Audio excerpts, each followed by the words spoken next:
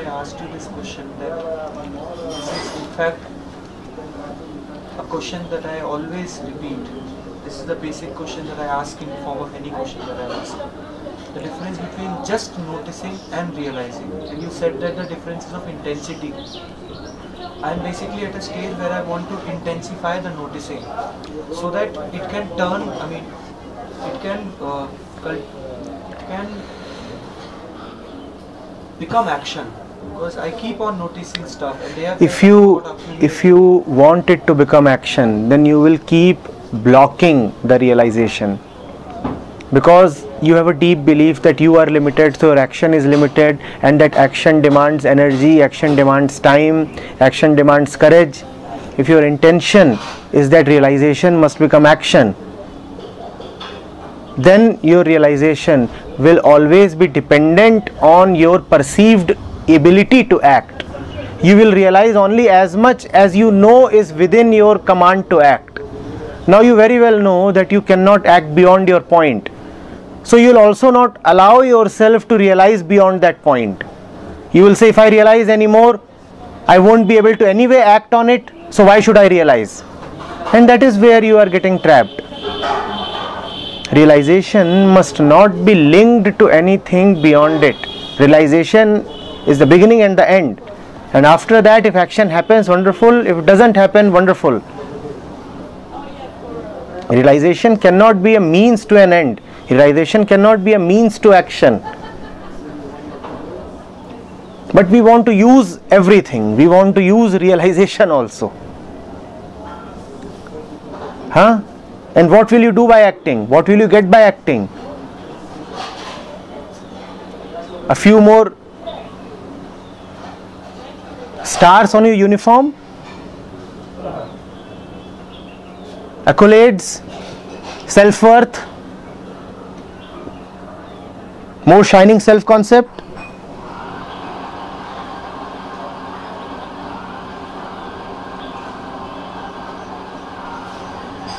The promise is that action would alleviate the suffering that I am going through now. But what you just said seems more real, that it is more about the self-concept. But even that is there, that seems to be a practical response. That if I act on things that I have been deferring, procrastinating, then probably what I am going through might discontinue. On one hand, you are saying your realization is not proper. On the other hand, you already know the kind of action you want to take. So are you saying that you want to act without realization? Are you saying that you have decided on the course of action even without having realized? How do you know what is the proper action for you? But that you know in advance. That I know because I have noticed. And you very well know, as per your claim, that noticing is not realization. Then what is the worth of that notice? No,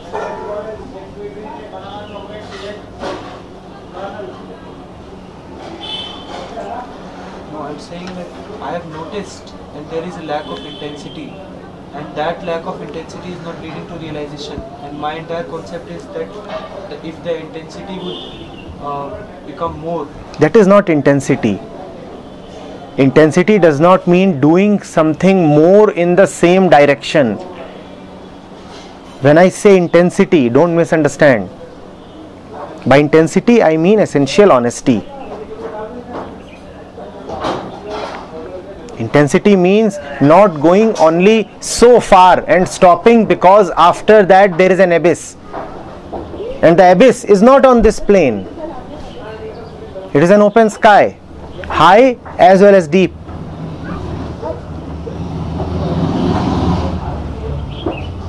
It is very easy to keep noticing stuff that is convenient to notice, that does not shake your foundations. You can keep noticing it. But when it comes to the point of danger, there all your noticing stops. Noticing does not stop because you are not putting in enough effort. Noticing stops because you are not honest enough. Noticing stops because if you will acknowledge any more, then your world will be shattered. Your self-image will crumble.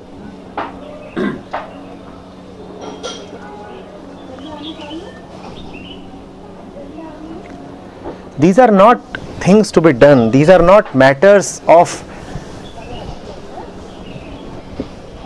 volition. You do not have to try in these things. Observation is effortless, spontaneous. The only thing that you can do is block it. And you block it just to maintain yourself, nothing else. So do not say that I want to intensify my observation. Observation is anyway intense, always complete and full. Find out why you are obstructing it.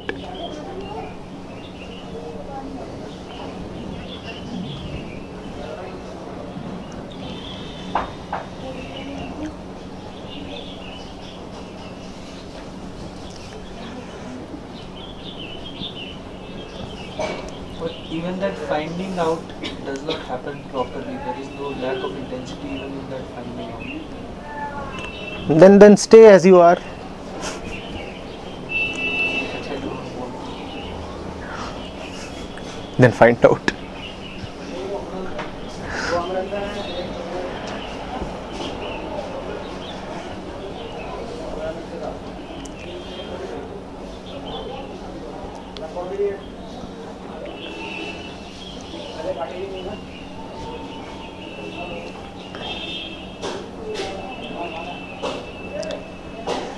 Yes.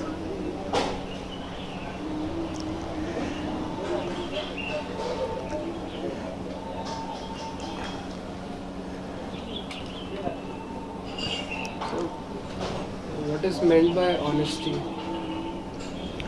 How do you... Is that an honest question? Don't you already know? What I want to know is that how do you, by what standard do you put it against that honesty to an idea? Or I'm asking, don't you already know? I know, but it's very vague. It is not very vague, it is deliberately vague.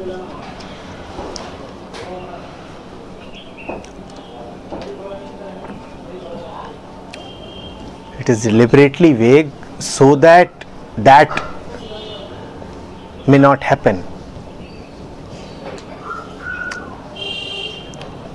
In your daily affairs, don't you know what honesty is? That is the only honesty I am talking of, not some extraterrestrial honesty, not some transcendental honesty. Don't you know what honesty is? Honesty is to call A as A. Honesty is to acknowledge the fact. It is honesty, don't you already know?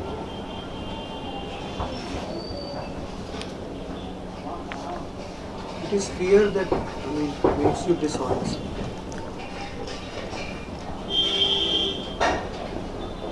Otherwise, when in fearless moments, you don't have to think much. You are.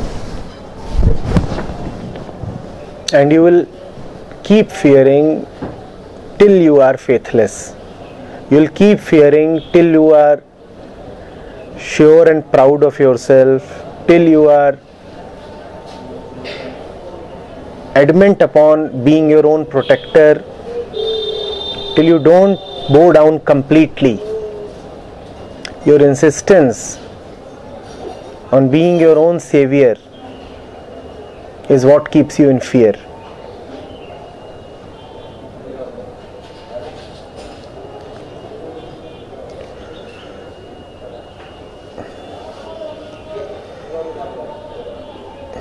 There is something that you want to protect. Intelligence lies in seeing that by being afraid, you are losing more and more of the same that you want to protect by being afraid.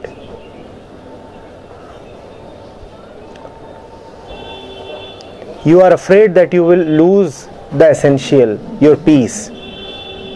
By being afraid, you have already lost it.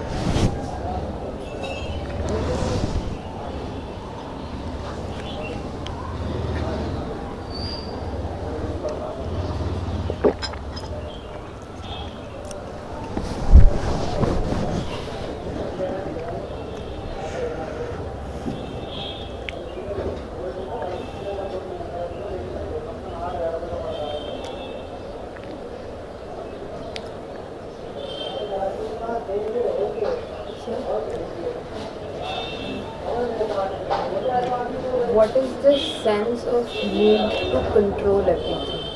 That you need to be in control of everything, you need to know. And the fear that if you don't do it, then it won't happen. It is there. What do you want to know about it? It causes a lot of... So you already know that. Now what more? You know that this fear is there. You know that you want to control. You also know that it is causing you such grief. Now what? Now you have to answer. Why are you still holding on to it? I can't answer anymore. You have to answer. Why must you be foolish? The reason is simple. You are preferring grief to surrender. You are saying that I am at least maintaining a facade of freedom, even if that superficial freedom, even if that superficial individuality makes me suffer.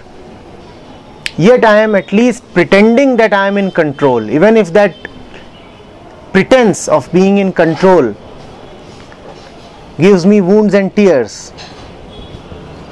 Yet I can at least claim that I am in control. You are preferring this kind of a situation to a situation where everything is alright, there are no wounds and tears, but you are not in control.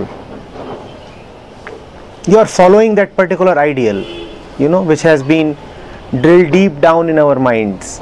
What is that ideal? That even if you have to pay a great price for your freedom, pay that price and maintain it.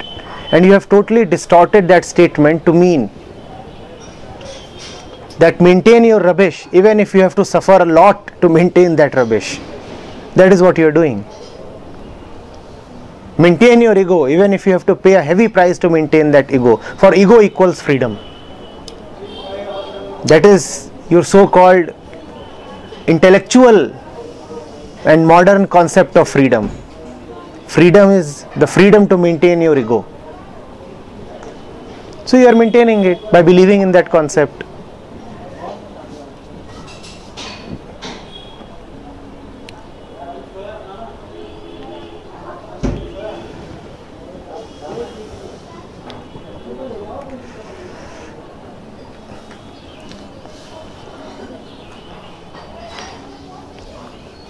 Just as it is said that anger is also, see, in Hindi they say sattvic krodh.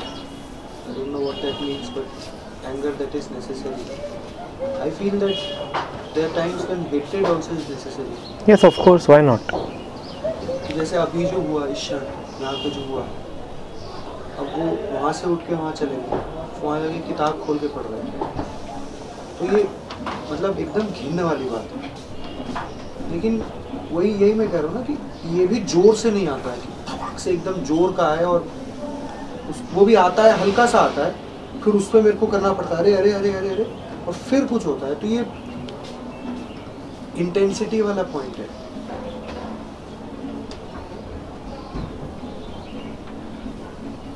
You will have to reject, totally reject both the teachings and the teacher.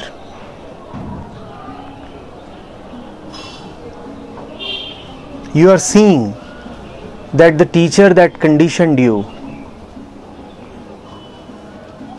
has given you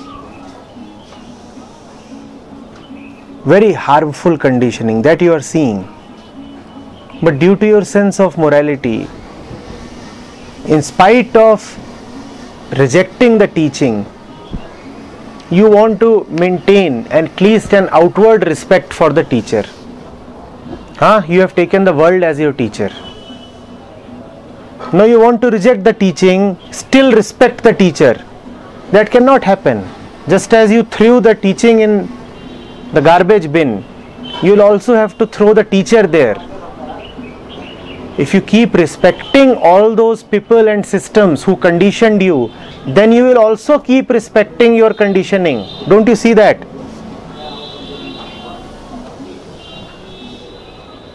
Don't we do that? You very well know from where all your grief comes. No, you are trying to block the grief, yet you are full of reverence for the source from where the grief comes. That source you cannot throw away, because that source happens to be closely related to you.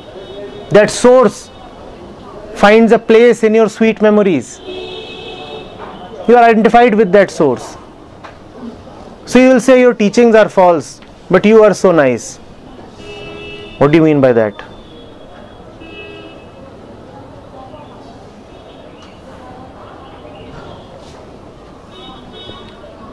That is like rejecting the fruits but maintaining the tree. If a tree gives you poisonous fruits, why must you not hack the tree down and totally uproot it? But your middleness, your in-between morality prevents you from uprooting the tree. What do? You keep plucking the fruits and throwing them away or burning them. Now the tree will keep giving fruits unless you uproot it.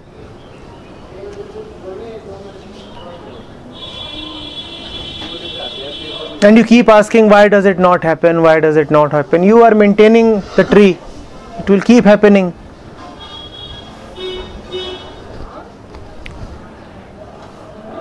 Somebody is shooting at you, firing bullets at you. You are dodging the bullets. You are protecting yourself against the bullets. But you feel so related to the one who is shooting. What is going on? Are the bullets at fault? You keep on cursing, accusing the bullets, and you have put up all the defenses against bullets, but you have put up no defense against the shooter. To the shooter you are related.